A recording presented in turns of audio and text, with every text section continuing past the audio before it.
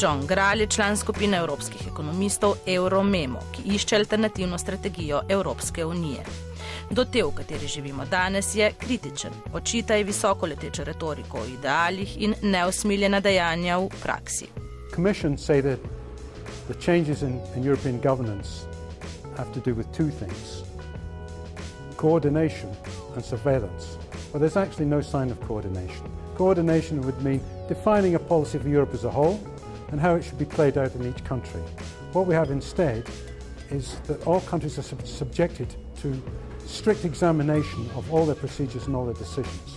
Kritizira tudi neenakopraven odnos v zahtevah Evropske unije do posameznih držav. In particular, the weaker countries are subjected to very close and continuous surveillance of their economic and financial policies. The richer and stronger countries essentially escape this kind of surveillance. If you look at the documents they produce, the Germans produce a document of 10 pages. The Greeks have to write 1,000. Memorandumi, ki jih je Grčiji vsilila trojka, so zanj totalitarni dokumenti. Left absolutely no discretion, no room for choice, no room for decision making to the Greeks themselves. Everything was specified in very precise numbers, exactly how much money must be reduced here, exactly how many people must be dismissed there, which changes must be made to the electoral system and to the local government system, where changes should be made, which assets should be sold. Everything is laid down. I think to do this in a country where you are not representative, where you have no democratic mandate, is a totalitarian strategy. Kaj pa je potem takem alternativa?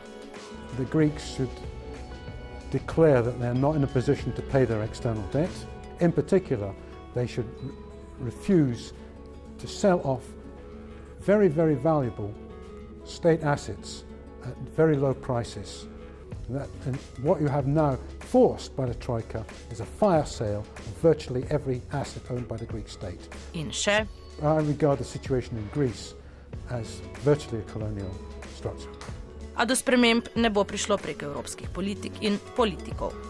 I fear that that's not going to be possible, and therefore only disobedience, if you like civil resistance, is going to be an effective weapon to change European policies. Pa verjame v uspehe protestov.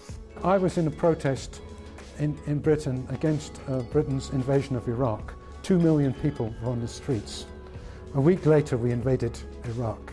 So I'm not necessarily optimistic, but I think if they're not simply protests, if protests are part of a movement which can reach the national parliament and change the position of the country vis-a-vis the European Union, then perhaps it is a positive thing.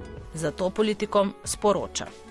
I think it would be very good if they found the price of ignoring popular thinking of the democratic forces was high and the price of defying Brussels and the European Central Bank low. Z Johnom Gralom smo se pogovarjali po predavanju, ki ga je pripravil v sklopu Delavsko-Pankrske univerze na Metelkovi. Poimenoval ga je Kriza evroobmočja in konec socialne Evrope.